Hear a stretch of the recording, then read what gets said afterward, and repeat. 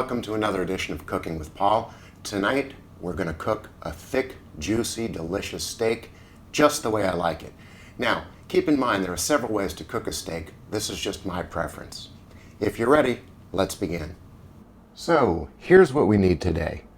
We need some steaks, garlic, butter, thyme, salt, pepper, and a little bit of olive oil. The first thing we're going to want to do is we're going to want to salt our steak and use a healthy portion of salt.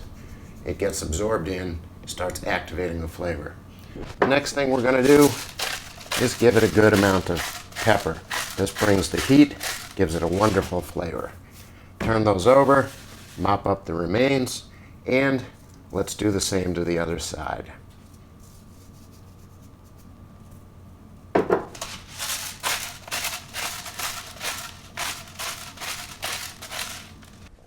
Okay, now that our pan is hot enough, you can see the steam coming off it. We're going to add a little bit of olive oil, and we're going to just coat the bottom of the pan with that. Then we'll take our steak, and we're going to lay it right on in, laying it away from you. Now, you kind of want that sizzle sound. It means it's hot enough, and it's going to sear the outsides. What we're going to do first is we're going to sear the entire steak to trap the juices in the middle, and we're going to cook this to a perfect medium rare.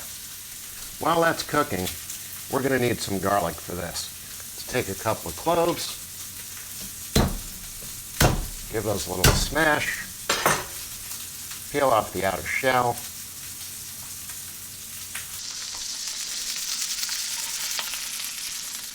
Okay, time to flip it over. Look at the nice color that we've got. Now we're going to let it go about a minute on that side as well. Now, once both sides have browned, we're going to render the fat on the edges. It helps to bring in a really nice flavor. Then we'll add our butter, our garlic, and our thyme.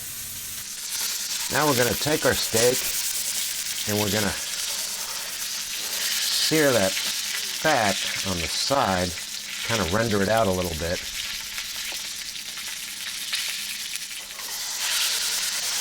And we're going to sear our last little bit.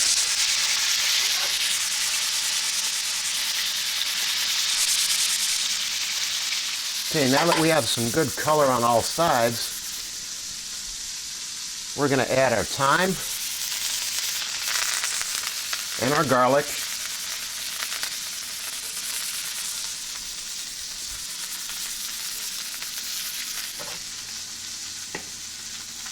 And a little bit of butter.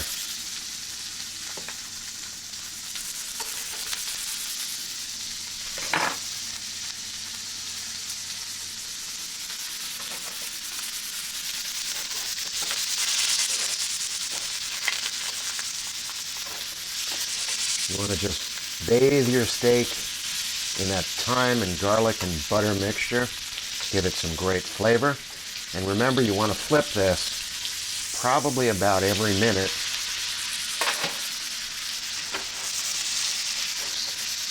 Until you have the steak right where you need it.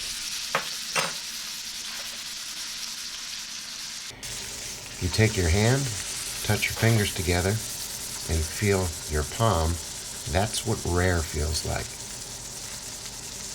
Medium rare feels like that. Medium feels like this.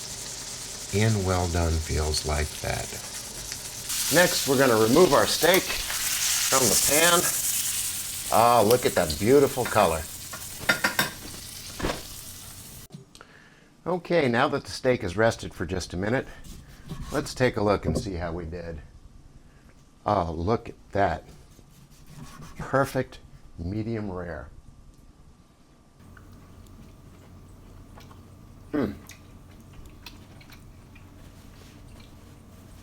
That is delicious. Well, from all of us here at Cooking with Paul, I'd like to thank you for tuning into another episode. And remember, click subscribe, give us a like, a share, or follow us on Twitter, Instagram, or Facebook at Paul vs. Food.